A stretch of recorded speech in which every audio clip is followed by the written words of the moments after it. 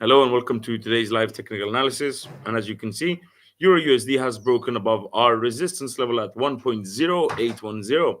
Hence, with the breaking of our resistance now turned to support level, we could maintain a bullish outlook for the pair's direction. Furthermore, please note that the upward moving trend line has remained intact, further supporting our theory of a bullish outlook for the particular pair. Furthermore, if you look at the RSI indicator below our chart, it currently registers a figure of 70, implying a bullish market sentiment. Now, it appears that the markets are slightly ignoring the financial releases stemming from the US. Now, that was for yesterday. You can see the Euro USD moving higher. We had an ECB policymaker earlier on today who stated that it would not be surprising for the bank to start cutting rates in their next meeting. Yet, we're seeing the euro strengthen. Why? Well, if you look at today's financial releases, the US CPI rates are set to be released. They're expected to showcase easing inflation pressures in the US economy. Such a scenario could ease pressure on the Fed to maintain their aggressive monetary policy or their hawkish stance.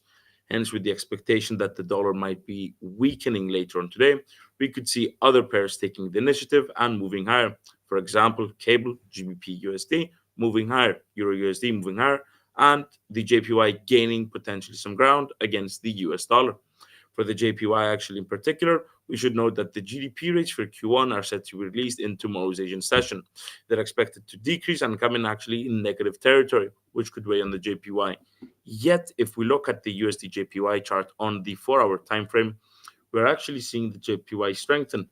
We're seeing some hesitancy, I'd say, from the bulls near our one level of 156.90, potentially as we had seen the government intervening between these levels. So that hesitancy now appears to have turned into yen strength, with the pair actually no longer being in a relatively upwards movement, but now opting for either a sideways or a bearish outlook. We'll have to look at the technicals and we'll get back to that in just a moment. Back to the euro, we have the second revision of the Eurozone's GDP rates for Q1 set to be released today. And should they come in as expected, it could imply that the Eurozone's economy is growing, so expanding, which could further support the narrative of a bullish outlook for Euro USD. So technicals, let's switch our resistance now to support level at 1.0810. So this becomes green, 1.0810, our newest one level. Oldest one becomes S2, and so on. In terms of resistance, we're going to be maintaining our target of 1.0885 for R1, R2 at 1.0965. Yet, let's see if we can bring R2 slightly lower. We could take this previous high. So, seeing the price action, it's moving steadily. It's not large increments in terms of the increasing, but rather smaller candles. Hence, it could be prudent for us to actually drop R2 to this old high, so closer to R1. And then instead for R3, we could opt for this wick here as our R3 ceiling. If we compare it to the support levels, it could actually be similar as well. As you can see, the distance between support is fairly close to one another. Same story with our resistance levels. If we'd like a even shorter target, one could have placed R1 at around here. Yet I'd rather opt for this peak here. So we're keeping our support levels unchanged, flipping R1 to S1. This becomes S2, and then we're going to be looking at S3 as well. So old S2 becomes S3. So for resistance, we're going to be placing R1 1.0885. R2 now becomes 1.0935.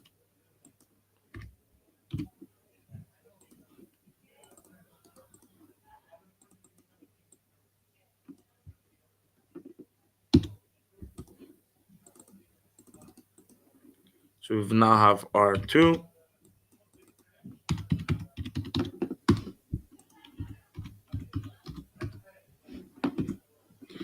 Now for R3, we could take that all high at 1.0980.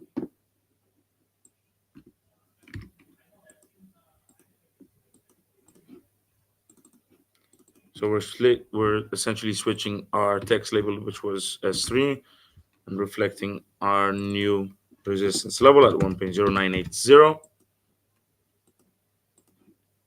And there we go. So you have support and resistance levels, upwards moving trend line, Bollinger Bands appearing to be tilted towards the upside, further supporting instead of the RSI and Bollinger Bands and the upwards moving trend line. Could also be the moving averages, which appear to be tilted towards the upside, implying a slight bullish market sentiment within the particular pair. If we move on to the USD JPY, so earlier on this morning, it was finding some resistance around the 156.90 level. It is now reversing its trajectory and appears to be moving lower. It's broken our upwards moving trend line. That is, I has sharply dropped from 60 to around 43 at this time, which implies that the bears might be taking over the pair's direction.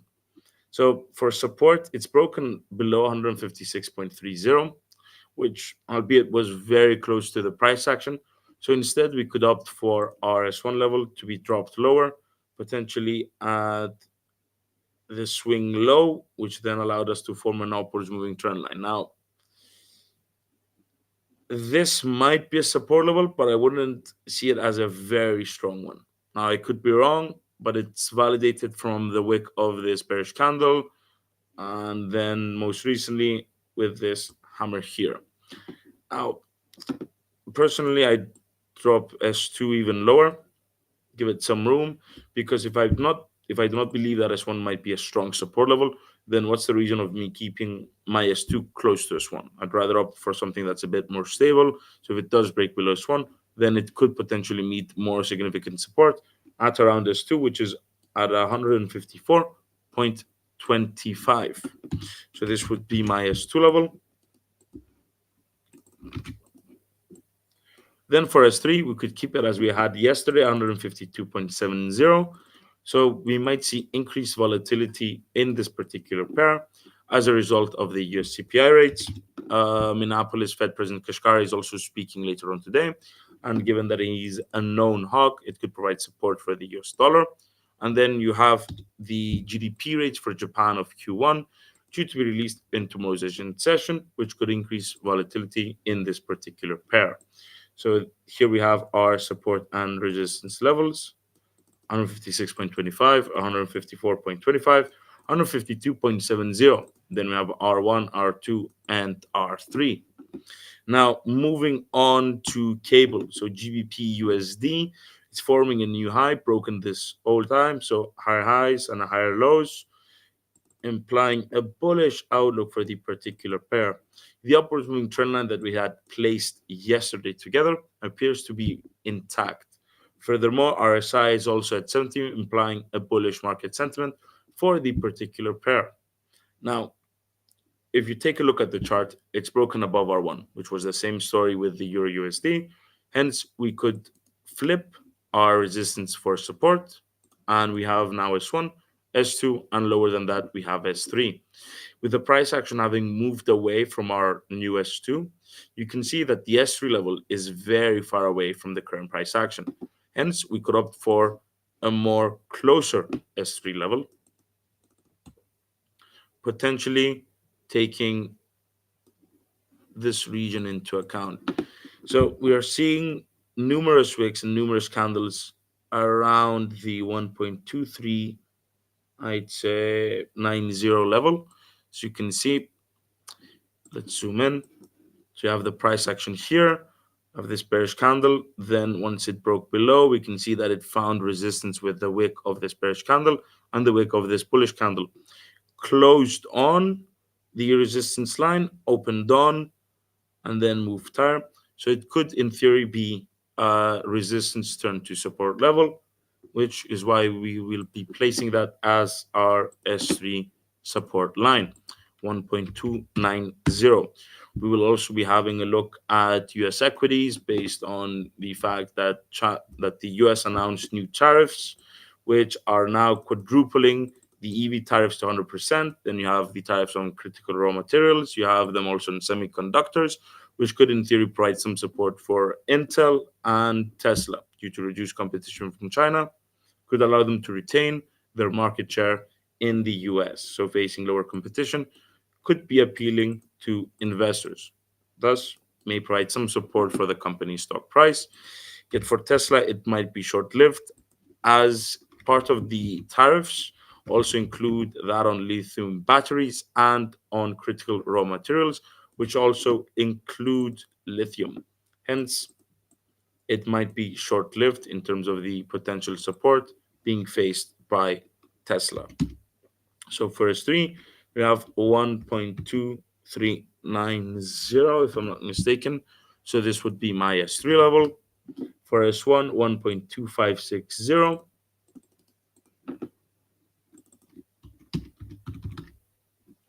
And there we go. So we have S1 of 1.2560. So I'll flip this from S3, just changing the text label. So we have S1. For resistance, we could keep our 1.2560 level, yes, but then the R2 would be too far from the R3 level. And since we're bringing them slightly closer to one another, it could be prudent for us to actually drop down closer resistance level. Looking at this high here, let's see, in comparison to the R3, it's close. When looking at R1, it's still too far apart. Perhaps a more recent high in between R1 and R3. Let's measure the distance as well. It's around 91 pips, and you have 91. So suited in between R1 and R3 could make this also a valid R2 level if you consider this old high as well. So this would be my new R2, 1.2795. That is for R2.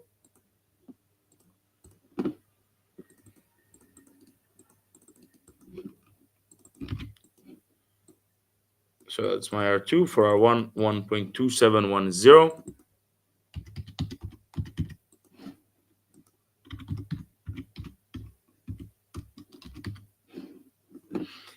And then for our support levels, we have S1, S2, and S3.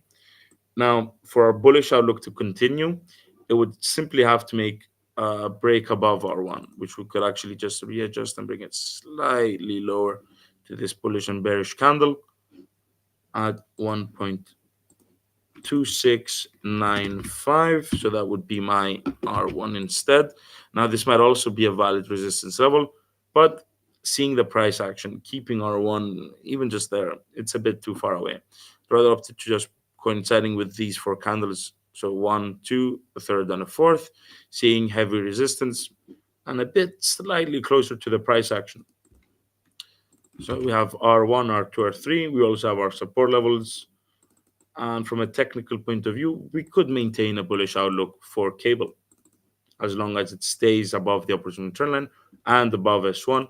We would maintain our bullish outlook. Look at the RSI, upward moving trend line, Bollinger Band tilted to the upside, and the upward moving trend line.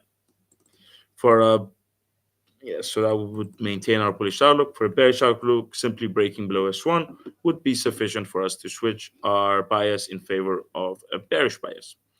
So oil appears to be moving in a relatively sideways fashion between 75.90 and 79.95, which is what we had placed together yesterday.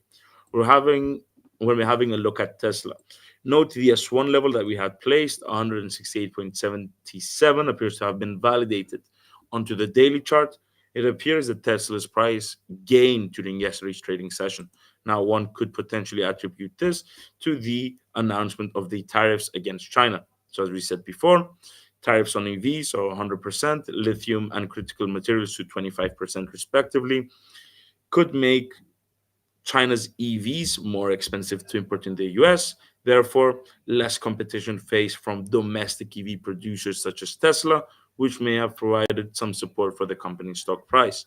In the long run, though, if the cost of production increased for Tesla, it could actually weigh on the company's stock price. For now, though, we would not switch immediately for a bullish outlook. Instead, we would opt for a sideways bias between S1 and R1. R1, which is denoted by this high here, and our sideways bias is supported by the RSI indicator, which registers currently a figure of 55, so implying a neutral market sentiment.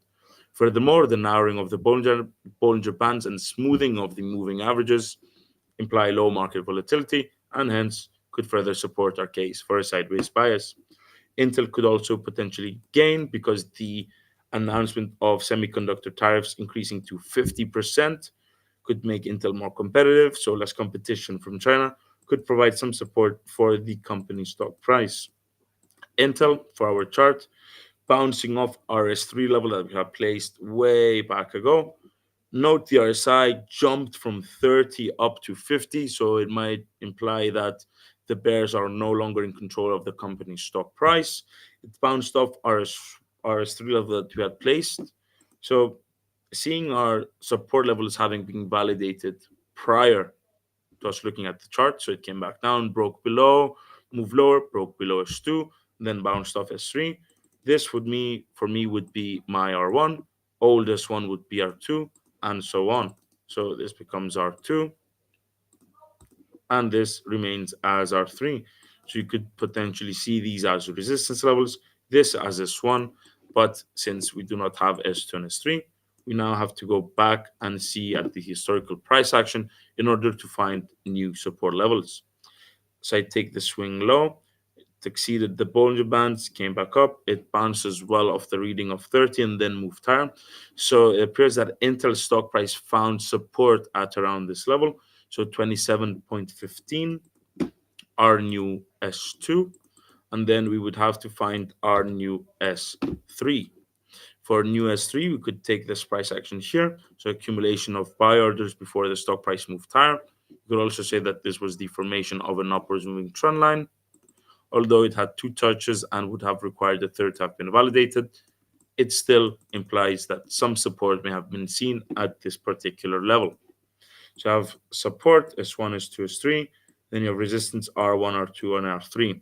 These support levels are fairly close to one another, and as such, for a bearish outlook, simply breaking below S1 would be sufficient, and we could actually see it reaching S3 if it does break below S1. On the flip side, for a bullish outlook, it would have to break above R1, taking aim potentially then for R2, and then you have R3 at 41.34. For now, maintaining a sideways bias between S1 and R1. And we would also like to take a look at Amazon stock price, who announced a new investment in Europe, in particular for its AWS cloud services. Now, one could assume that this increase in infrastructure could be to facilitate the Telefonica deal that was announced last week, but it could also be setting the stage for future deals that Amazon may be gaining in Europe. So the transition to its cloud services for telephone providers, and as such, could potentially provide some support for the company's stock price in the future should more deals be reached, or they might be seeing the benefits of upgrading their infrastructure and creating new ones in Europe. Let's see. We have Nvidia earnings next week. We have Netflix, ExxonMobil, but we are now actually looking for Amazon,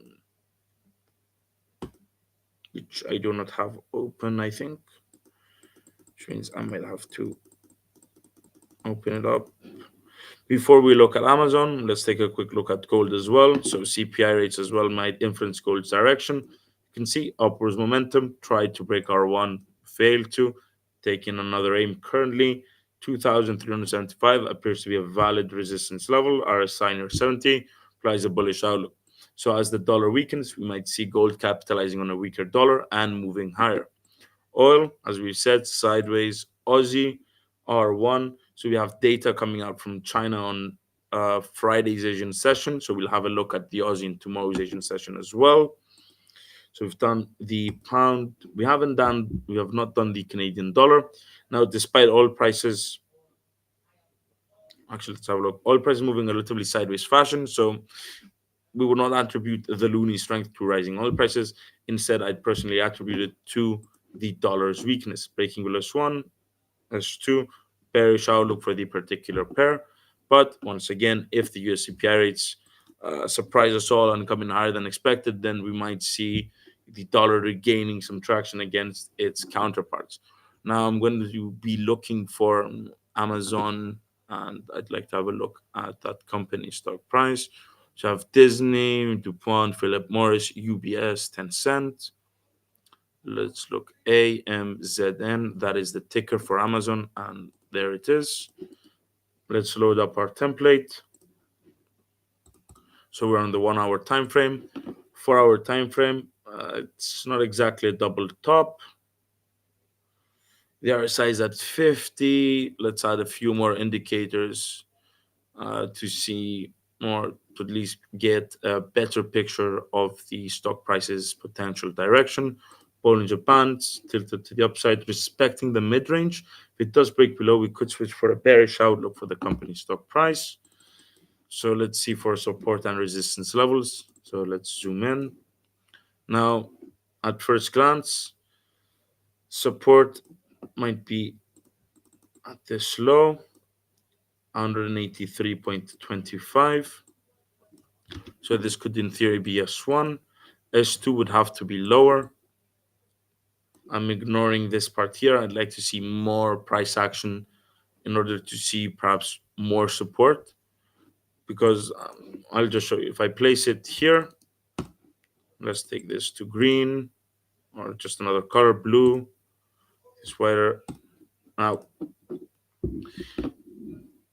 it does take into account some recent price action, so this could actually be a support level. It crosses through, finding support, but you have one, I wouldn't say a second because it wicked through. Let's say you have 1, 2, 4, 5, 6. It's actually not a bad support level. Think about it. Whereas the support level we'd want to place, let's compare the two, because we might be wrong. This might be slightly better. Came back up, accumulated once, twice, wick down, a reversal formation. Right. So we're comparing the two now. Yes, it did have multiple touches, so it could be a support level, but slightly lower, had more price action. So comparing the two, I'd opt for the second, 173 or at 174. 174 is actually even more optimal given that it is a round figure, it is a big figure, and might be used by institutional investors and hedge funds. Thus, I'd place more weight to the 174 big figure. You have the psychological impact, such 174 for potentially S2. Now, it is very far away from S1, but once again, looking at the price action, I'd rather keep it at 174 rather than simply placing it closer. But that is a personal preference. There might be nothing wrong with taking perhaps a more intermediate support level, but that is up to everyone's own discretion. For S3, this bullish candle dived, found heavy support, and then moved higher. 166.87 for me is my S3 level. And since we're placing them further apart, then we could potentially use this chart for a more macro perspective or for a longer period of time. So as it breaks our support level 1, we could look in for the next few days, potentially for S2, and then further than that, we could look for S3. Thus, also another reason to consider the 174 big figure as a potential support level. Now, looking for R2 and R3, let's go back. See if we have historical data. We do not. And as such, we're going to be reflecting the distance between S1 and S2 up from R1 in order to find R2. So measuring this, 890 ticks. So 890. It is roughly at 199. Also, another round figure. Potential for a resistance level. And then same scenario again. Let's find R3. 208 for R3. Now these are hypothetical resistance levels. Thus, we might find resistance at a lower point or at a higher point. We're extrapolating the distance. It is possible, but since we do not have historical data to support our theory about resistance at these levels, they are purely hypothetical levels. Whereas you can see at R1, there was resistance at this point. Hence, that would be my R1. So looking at the chart, technicals, RSI is still at 50. One could argue for a sideways bias between S1 and R1. It is very tight, yes, but RSI, the bulls may be struggling to gain momentum. The Bollinger Bands do appear to support slight bullish tendencies, but I would like and require a clear break above R1 for a bullish outlook. For now, I'd maintain a relatively sideways bias between S1 and R1. Bearish outlook breaking below S1 would be sufficient. So that is S1, our support and resistance levels for Amazon. And then what else we have? I think we have time for one more. Netflix, we've done Tesla and Intel. British Petroleum, UBS, Airbus, Boeing. Boeing has actually managed to break above R1, our 176.60. Now, we might be seeing the case for a bullish outlook for Boeing stock price. Purely from a technical point of view, the fundamentals, in my opinion, are still very bearish for the company's stock price. And we could actually see the formation of an upwards moving trend line, which is quite a surprise, I would say. So resting on R1, resistance turned to support. After we maintained the bearish outlook for the company since. So when we first saw the chart together, it was on the 12th of January, upon which we maintained the bearish outlook for the company's stock price. And ever since that, we have maintained our bearish outlook up until today. From a technical point of view, I would not be bearish. One could even say that there might be some bullish tendencies with the RSI reaching towards 60. So some bullish tendencies. You have an upwards moving trend line. Fundamentals are still bad, so there might be a bit of a concern that the company stock price could reverse course and move lower. But at least for now, we could maintain a temporary bullish outlook, which is something I was not expecting today. And with that, I think we are done for today. Please note that today we have Walmart's earnings due to be released, and we'll be discussing NVIDIA's earnings tomorrow. You have CPI rates later on today. You have Minneapolis Fed President Kashkari, who's a known hawk. His comments could potentially provide support for the US dollar if he is hawkish. So GDP rates, revised GDP rates for the Eurozone, if I'm not mistaken, should be out already. So the next target is CPI. After the CPI is the retail sales rate, expected to come in at around 0.4%, down from 0.7%.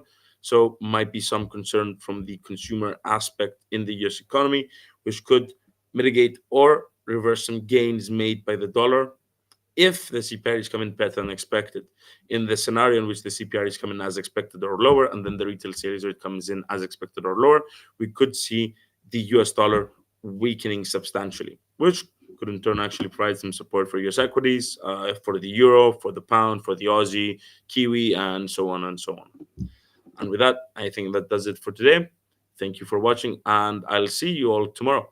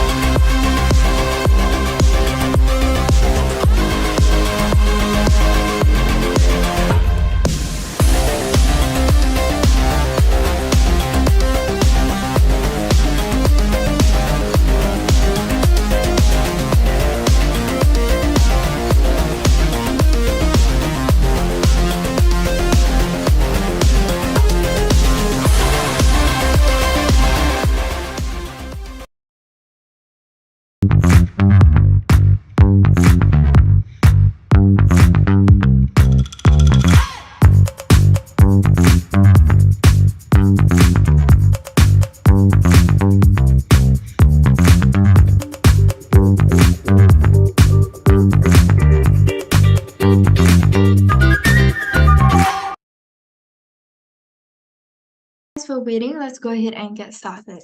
So, as per usual, before we get started, a risk warning as well as a disclaimer. Our products are traded on margin and carry a high level of risk, and it is possible to lose all your capital. These products may not be suitable for everyone, and you should ensure that you understand the risks involved. Disclaimer: the information in this webinar should not be considered investment advice or an investment recommendation, but instead educational material only. This material is just a personal opinion of the author, and the client's investment objectives and risk tolerance have not been considered. IronFX is not responsible for any loss arising from any information contained herein, and redistribution of the material is strictly prohibited. Okay, so I'm Melanie and I will be your presenter for today. I'm an investment analyst from Everest Fortune Group, who are finalists for Best FX and Equity Research in the years 2019 to 2021. So here is our agenda for today. We're just gonna look at the anatomy of a trade, followed by a recap of what we talked about last week, which was dynamic take profit as well as stop loss placement. And then we'll get into this week's content, which will be on break even as well as partial profit. Okay. So the anatomy of a trade consists of the basics, which are mainly entry, stop loss, as well as take profit. But of course, there are other parts as well that constitute a trade, such as your break even, partial profit, trailing stop loss, as well as idea invalidation. So today we're only going to be talking about break even as well as partial profit. But if you are interested in trailing stop as well as idea invalidation, stay tuned for next week as well as the following week's webinar, where we'll go through those in depth. Okay. So just a recap. We typically advise you to place your stop loss beyond a major resistance area and your take profit before a major resistance area. Okay, so that's just the general rule of things. Okay, so let's get into break even. So break even in trading refers to the point at which a trade reaches a level where the trader has neither made a profit nor suffered a loss. So it's basically the point where the cost of the trade, including fees and commissions, is equal to the price at which the trade was executed. Okay, so for example, if a trader buys a stock at $100, right, and sells it at $110, the trader has made a profit of $10. But on the other hand, if the trader buys a stock at $100 and sells it at $90, obviously they've suffered a loss of $10. However, if the stock is sold at $100, the trader has neither made a profit nor a loss, and the trade has reached its break-even point. Okay, so that's in the context of stocks, but we'll talk about the context of Forex in a little bit, but it's kind of the same idea. So break even is basically a concept in trading because it helps traders to determine the minimum price that they need to sell their trades in order to cover their costs as well as avoid a loss. Okay, so it can be helpful when determining when to close a trade and take the profits or cut losses altogether. Okay, so this is how it works. Okay, so break even is the level where you are in profit, which is over here, the first point. You're in profit, you recognize that there is a risk of reversal. So if you follow this based on the numbers, firstly, we have our entry, which is at this double swing high here, double swing high resistance over here, and then we are going in for a buy entry on this breakout of this resistance level. Okay, and we're hoping that price will push upwards towards our excuse me, towards our take profit level, which is this green area here. Okay, so we see price testing this area here, and then our break even is triggered at this break even level, which is just at this swing high resistance level. Okay, and then it reverses, it's triggered at this level, and then it reverses down. And that's where we modify our stop loss and move it from this original stop loss, which is way below over here, and we move it to our original entry level. Okay, and the reason for doing this is so that if price continues to rise, of course, we'll still get our profits, but if it reverses, we'll just take our profits and get out of the trade at break even. Okay, and you can see even though it did reverse off and was kind of heading towards our take profit, it's a good thing that ultimately we had placed our stop loss here because price did reverse and hit it back down to our entry and stop loss. So if we had left it at this stop loss level here, we would have made huge losses, whereas here we're just getting out at break even. Okay.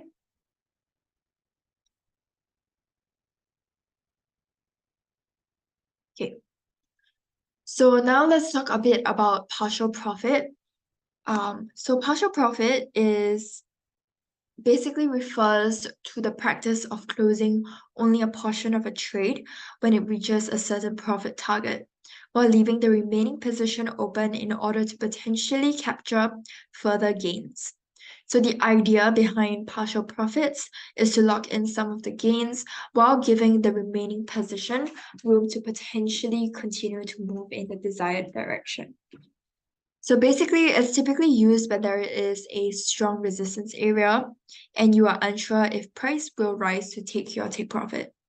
Okay, if we look at another example, but in this example, we're talking about stocks and shares. So if a trader buys 100 shares of a stock at $100 and the stock rises to 110, the trader might choose to sell only 50 shares, taking a partial profit of $500, which is $10 per share times 50. So the trader would then still have 50 shares that are now worth $550 and could potentially continue to make profits if the stock price continues to rise. Okay, so in the context of trading, it can help you to manage risk by allowing you to take some profits off of the table while leaving room for further gains. It can also help to improve the average price of a trade if you decide to add to the position later at a lower price. However, it's important to note that you should have a well-defined plan for how you manage partial profits, as leaving too much of a position open can increase exposure to risk. Okay, now let's look at example number 1. Okay, firstly, we have our first support as our entry over here, and our first support is an overlap support, as you can see, with a couple of swing highs as well as swing lows testing that area. Okay, so that's a pretty significant area. So we see price bouncing off this area and we go in for our buy entry towards our take profit over here. Okay, looking at our Fibonacci, if you are not familiar with our Fibonacci techniques, I'll briefly go through them in a little bit when we look at our charts. But over here, we have a 38.2% Fibonacci retracement. So our starting point will be here, ending point here, 38.2% Fibonacci retracement, and then which is in line with this swing low here. Okay, and we also have a 78.6% Fibonacci projection. So that would have 3 points, and you can kind of see the shape here. And our 78.6 lines up nicely with this swing low as well as the previous Fibonacci retracement. Okay, so we expect price to rise to our take profit here. Of course, we are hoping that price will rise to this swing high pullback resistance over here. But of course, there is a strong resistance at this Fibonacci confluence area, and there is a possibility that price might not be able to reach our take profit. Okay, so we see over here that price indeed did react off of the strong resistance area at this partial profit level. Okay, and it reversed off of it instead of heading towards our take profit. So in this case, we were able to get out of the trade with a little bit of profits, even though the trade didn't go according to how we planned it to. Okay, pretty straightforward, I think. Next, we have another example here. In this example, we have our entry level at this swing low support level. Okay, and this is our entry level and is in line with a 100% Fibonacci projection. Okay, so for Fibonacci projections, we are looking for kind of a lightning or flash shape. So like a lightning bolt shape. Okay, and you kind of see that over here if you follow the shape of our our Fibonacci trend lines, okay, as well as the tail of the lightning bolt over here. Okay, so it's in line with our 100% Fibonacci projection, and we are placing our stop loss right below this swing low support. Okay, and our take profit is at this swing high resistance here. But as you can see, it is quite a bit of a distance between our entry and take profit.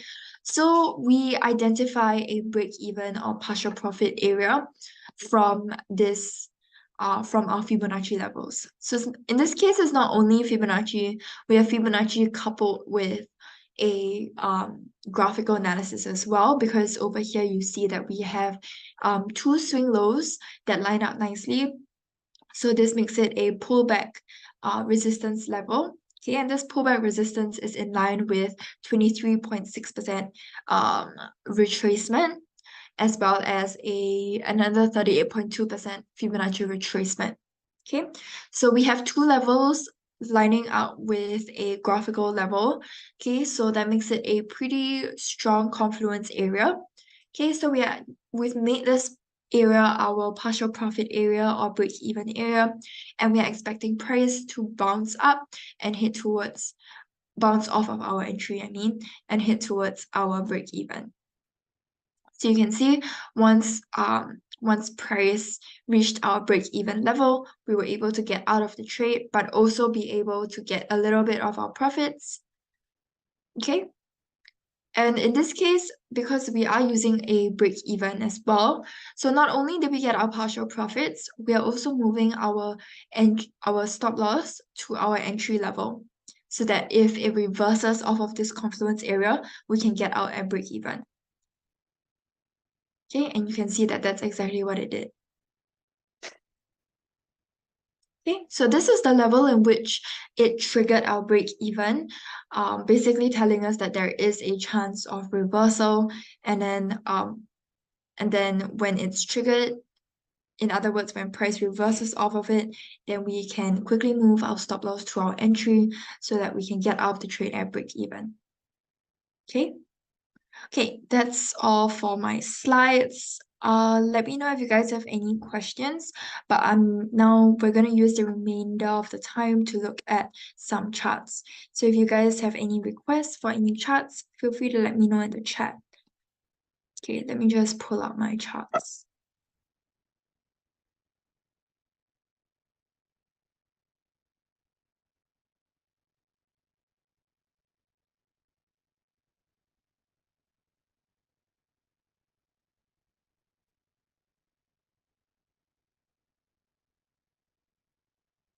Okay, let's go ahead and take a look at gold first.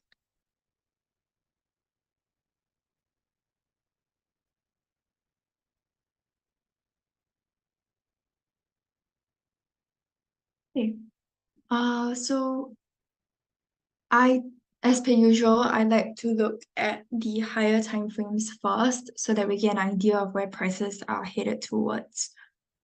Okay, and you can see that price is pretty bullish over here. Okay, let's look at our daily time frame. Okay, our daily time frame is also clearly on an uptrend. Okay. Um,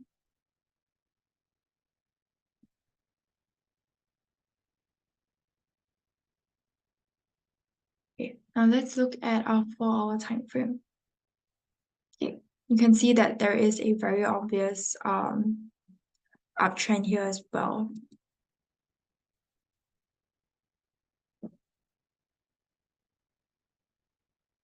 Okay, let's see. So we have an ascending trend line here.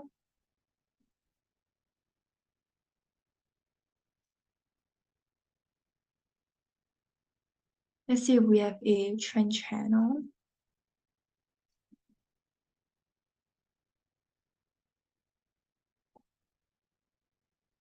Okay.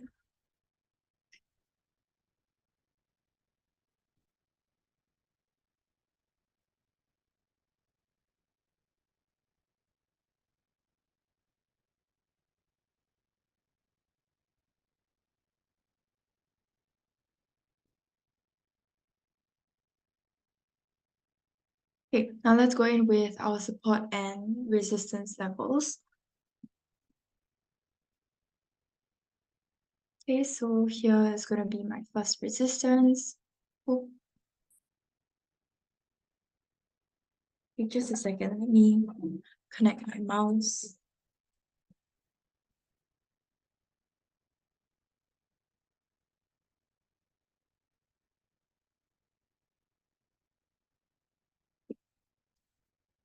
And then our first support maybe just here.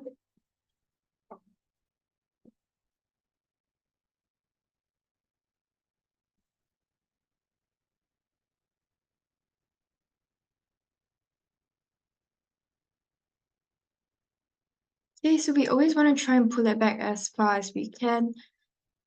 And I'm going to place my second resistance here.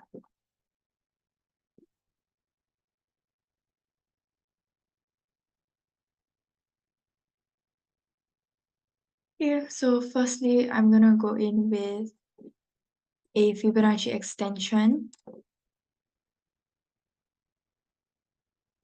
Okay, so for Fibonacci extension, we're basically looking for this kind of shape. So this like tick, Nike tick shape. Okay, so this the tail of your tick has to exceed 100% of the head. So it's basically looks like this before you can use it. And we can see that price did reverse off of our first resistance, which is in line with our 161.8. So it doesn't have to line up exactly, just as long as it's kind of near that area, that's good enough. Or actually, let's take it from here. Okay. Okay. Next, I'm gonna go in with a retracement. So for retracements, we use these 5 levels. Okay, and I can see that my 38.2 lines up with my first support. So I'm just gonna keep that.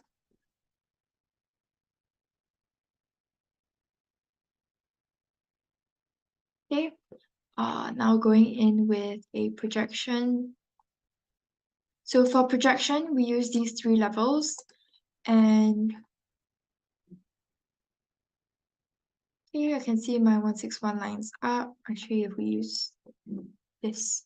So you should try your best to follow the shape of the chart as far as possible.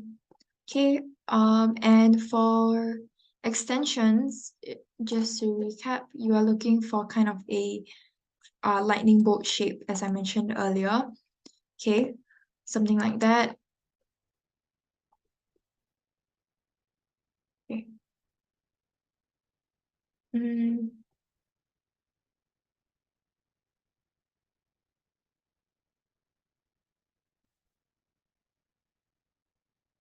okay, we have another one here.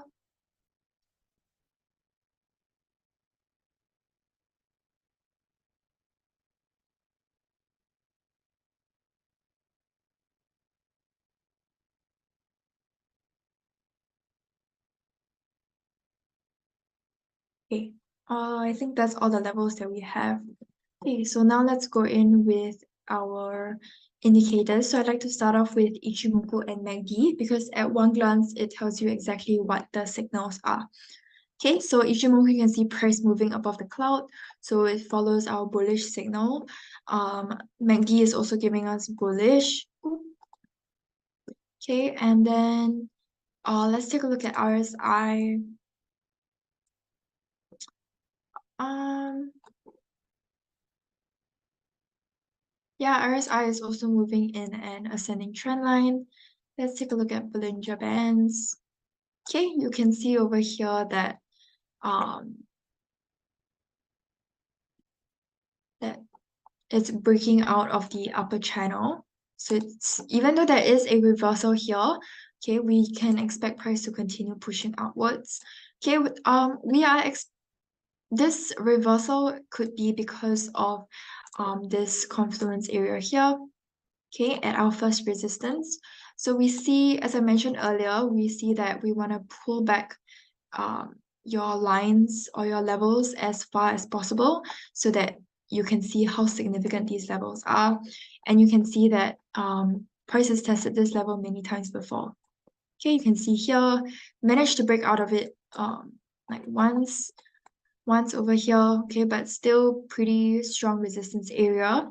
Okay, so it's not a surprise that we are seeing um price kind of respecting that area right now. Okay, but we're expecting it to still continue in this upward trend. Okay, so that's for gold. Let me know in the chat if you guys have any requests. In the meantime, let's take a look at euro.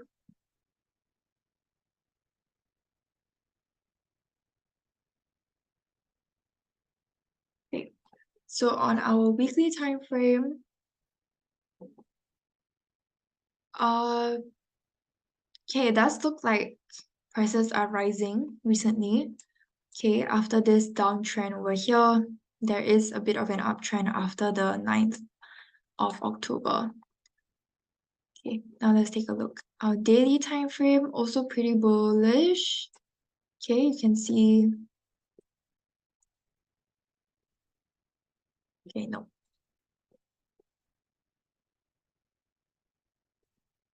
Let's see if we have a channel.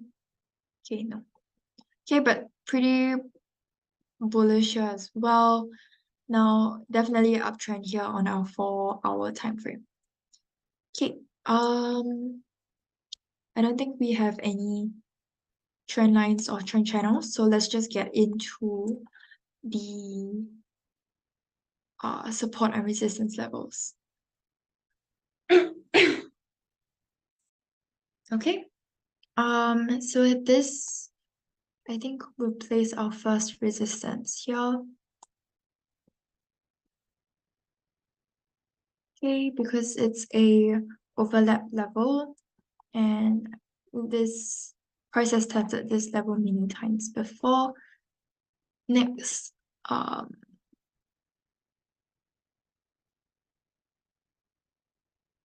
probably place my first support over here. Okay, and then I'll place an intermediate level here as well.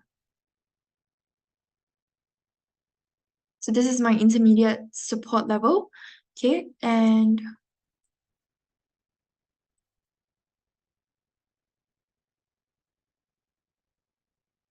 now it's a support intermediate level because it's very close to where price currently is at.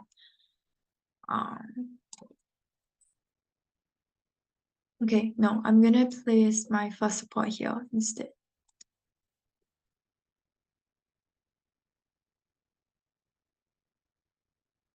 Okay, so if price reverses off of our first support, then we can go in for the buy entry.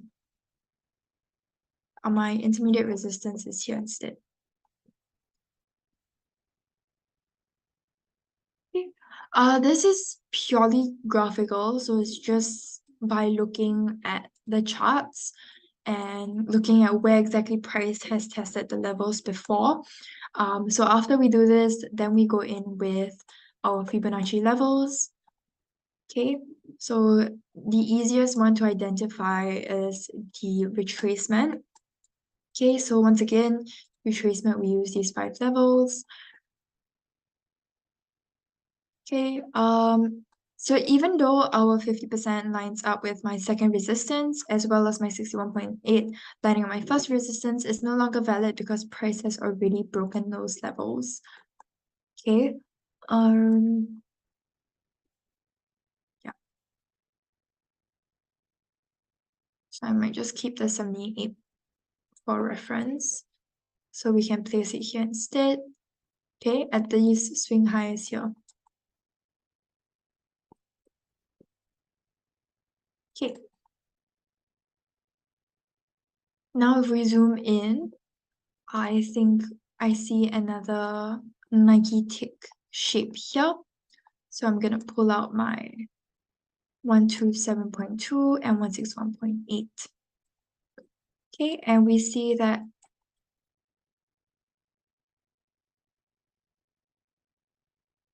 okay, I'm actually gonna move our intermediate level to these three swing highs here. Okay, in line with the 161.8 because price has already broken the 127.2 as you see here. Okay, so you can see it's really the first support and resistance placement is purely graphical. We go in and adjust it later on.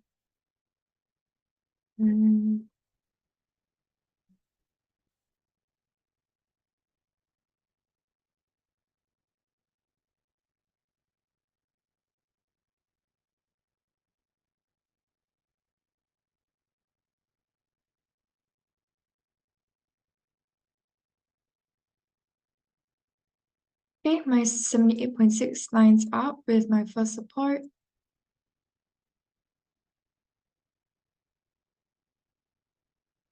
Oh wait, this is no longer valid because price has already broken out of it.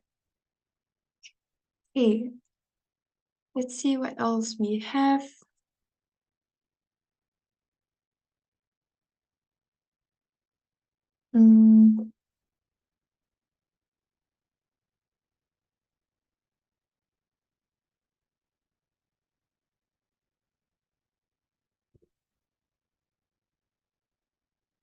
Maybe if we take this big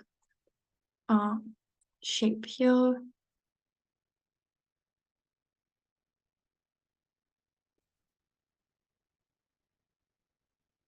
Okay, my 100% lines up. Even though the 78.6 did line up earlier, as you saw, but price already broke it. Okay. Okay. So we're going in with a buy towards our level over here. Yeah, towards the 161.8. Now let's take a look at some indicators. Okay, price is moving above our Ichimoku cloud, so it's giving us a bullish signal. MACD is also giving us a bullish signal, so all of these support our analysis. And let's see.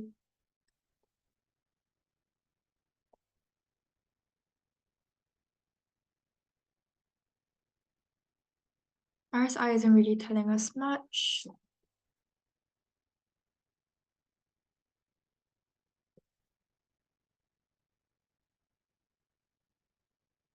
Stochastic is giving us a bullish signal as well. Maybe let's look at Bollinger as well. Okay, we can kind of see Bollinger breaking above the upper band as well. So it is also giving us a bullish signal. Okay.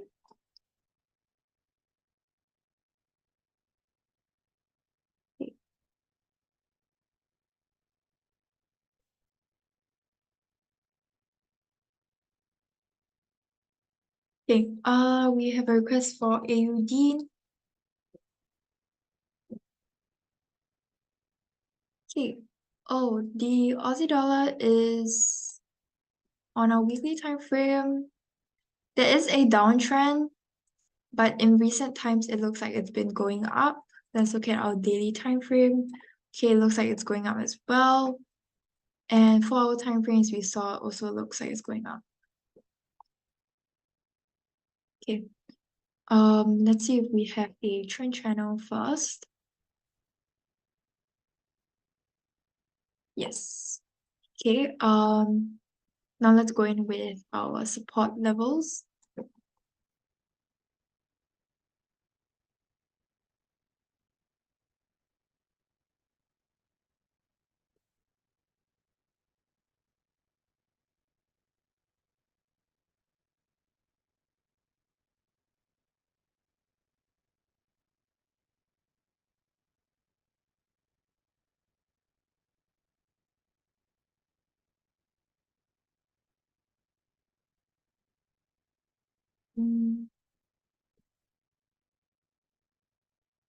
Here's my first support, and then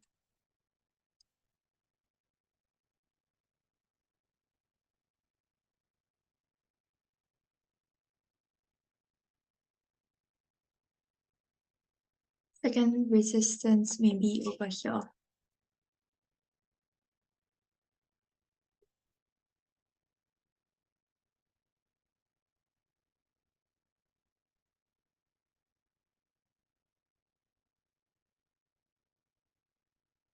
Okay, just here. Okay, now let's go in with our Fibonacci levels again.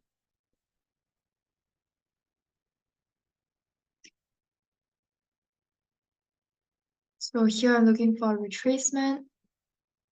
Okay, I see my 61.8 lining up with my first resistance. Remember, even though this 50% lines up, it's no longer valid because price has already broken out of it. Okay, 50%. Oop, 61. Yeah. And then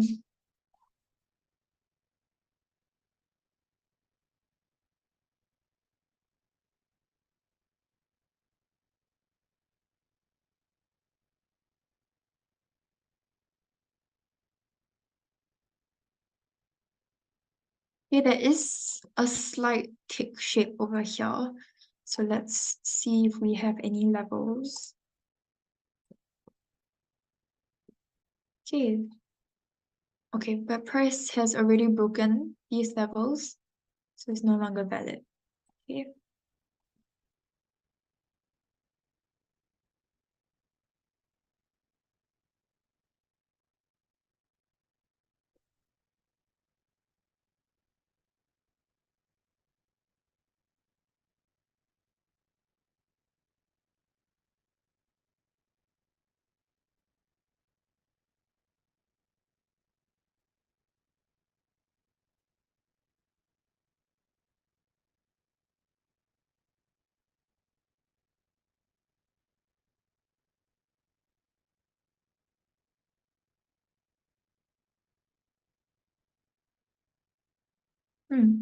Okay, I don't think we have any other levels here.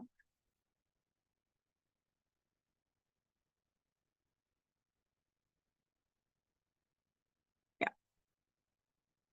Okay, so let's just go in with our indicators. Okay, so same thing, Ichimoku, MACD, both giving us bullish signals here. If we look at RSI, RSI isn't really telling us much. Let's look at stochastic.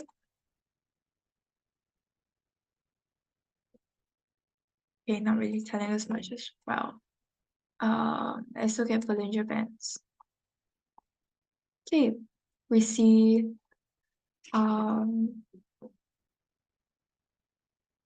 we do see price breaking above the upper band.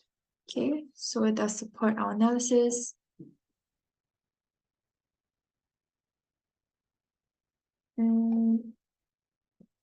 Let's look at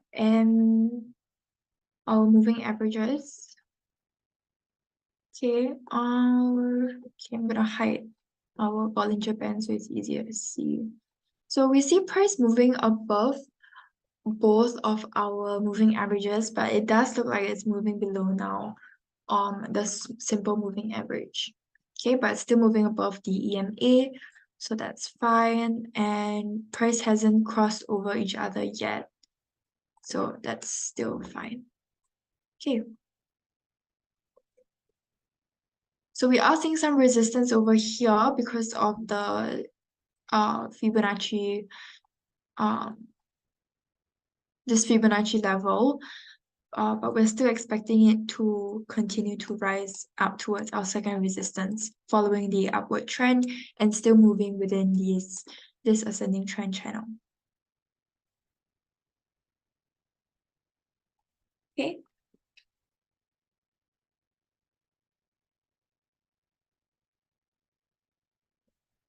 Okay. Shall we look at WTI?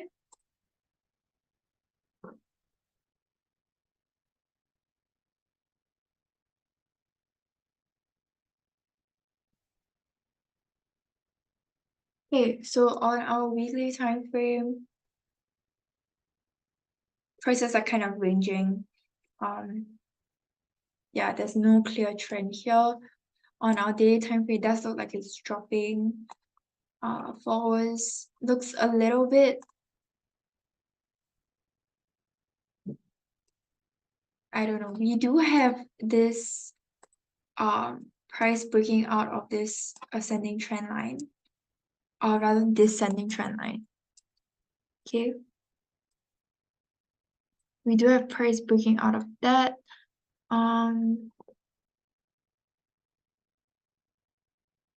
Yeah. Let's see if we have a channel.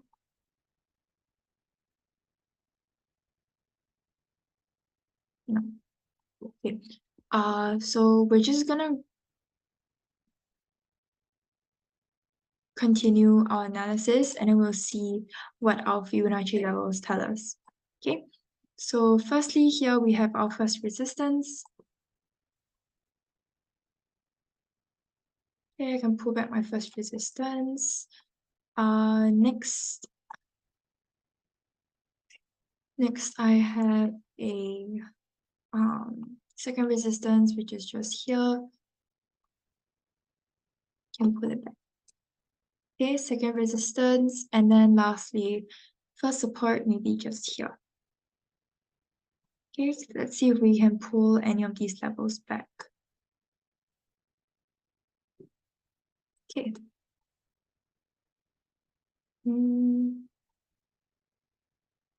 Okay, here. First support here. Now let's go in with our Fibonacci levels. Okay, firstly is my retracement.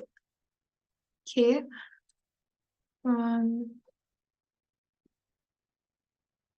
Okay, my 50% lines up and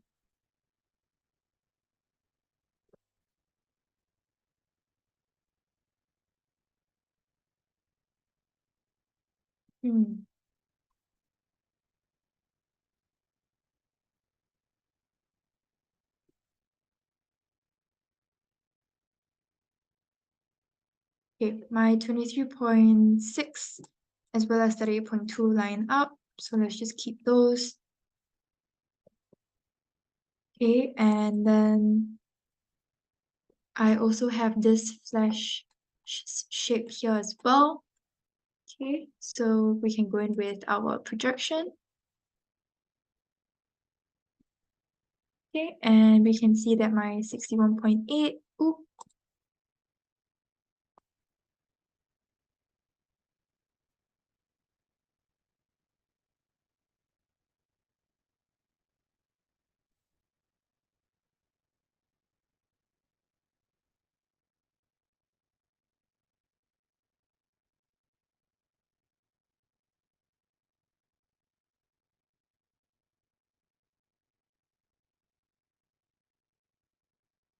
okay, we can see that my 61.8 lines up with my second resistance.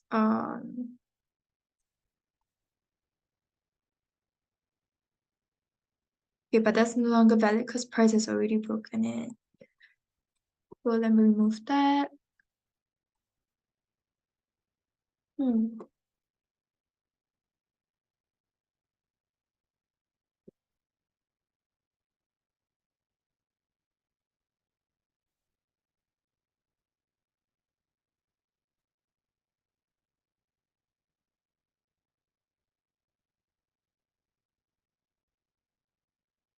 Okay, I think that's all the levels that I can identify so far. So let's go in with our levels again. So Ichimoku is giving us bullish, MACD is giving us bullish. If we look at RSI,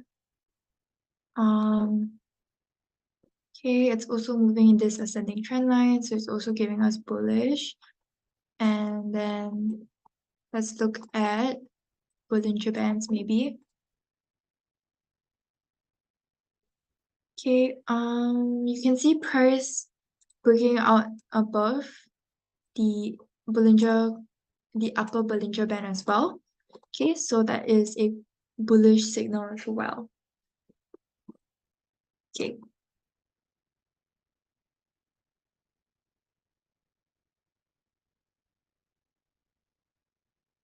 For this chart, I think confirmation would be if price manages to break above this first resistance.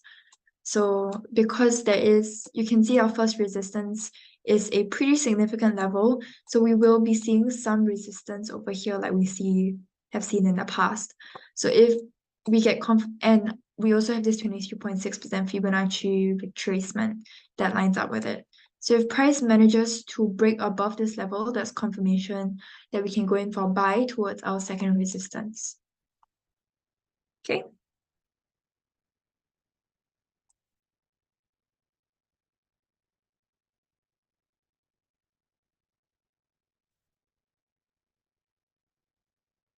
Okay.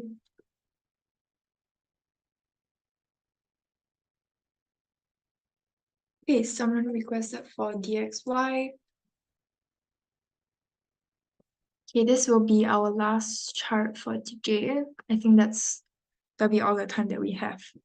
Okay, so on our DXY, we see prices dropping. I think we have a descending trend channel here as well. But you can definitely see a downtrend here.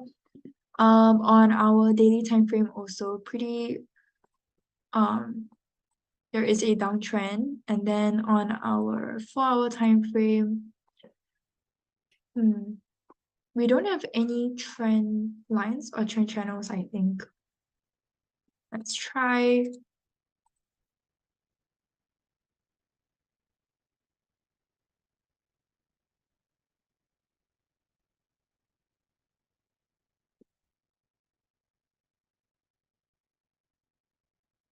Okay, no. But we can all agree that it is a downtrend. Okay. Okay, so then let's go in with our resistance and stop loss levels. So first resistance will be here.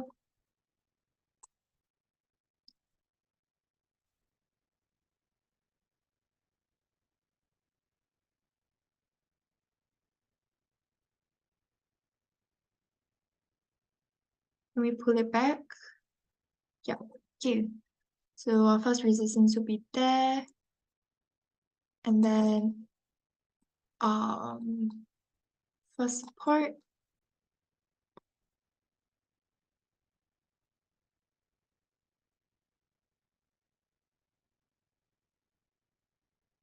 Okay, and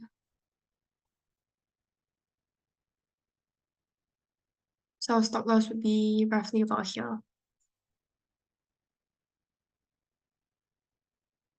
Okay.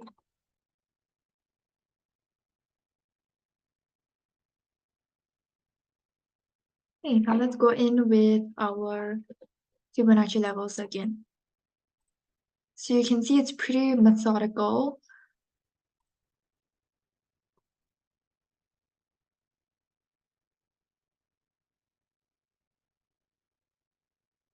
Mm,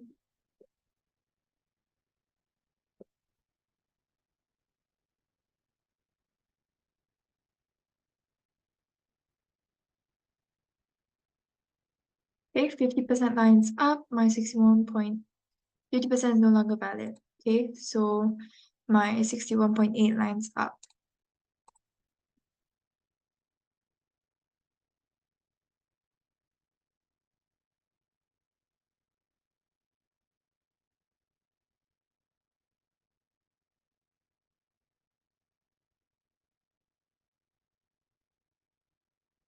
Okay.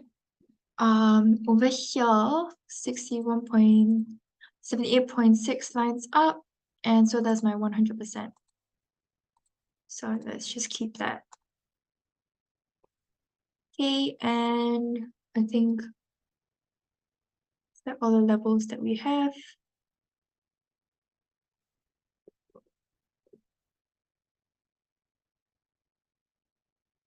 Okay, I have a 78.6 there as well.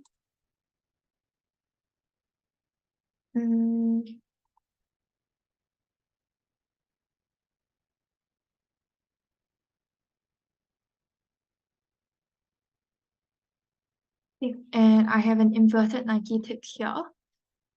So it's like this. Okay.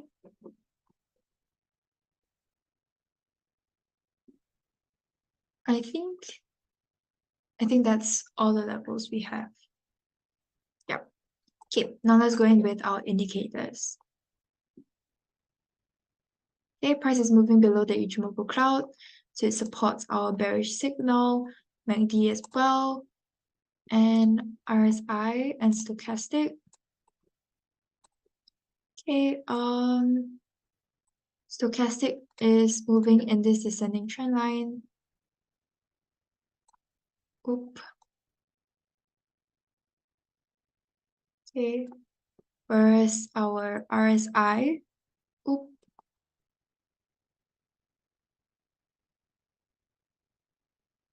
let's see. Okay, RSI is also moving in this ascending trend line. So pretty bearish signals here. Bollinger Bands also moving below the lower band. Okay, you can see that here. So also supports our bearish signals.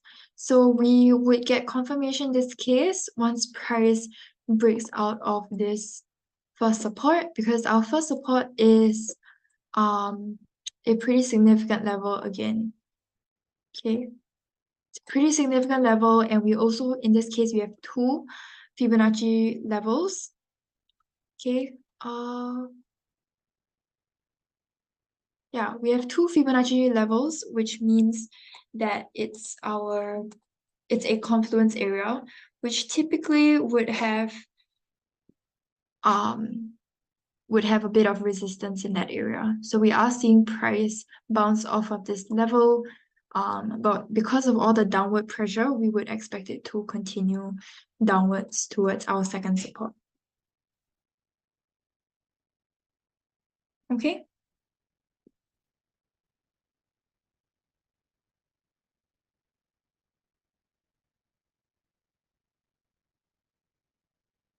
Okay.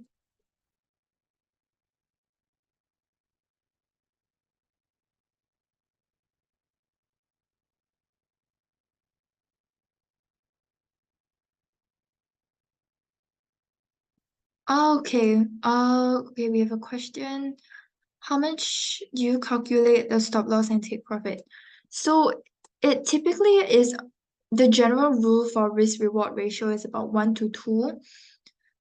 So you would use a factor of 1.5 for determining your stop loss target. I personally don't calculate based on that. I would calculate based off of the confluence areas as well as the levels, instead of having a fixed number of pips between our stop loss and take profit every time, because for each chart it's different. So you can't really apply the same number for each chart, if that makes sense.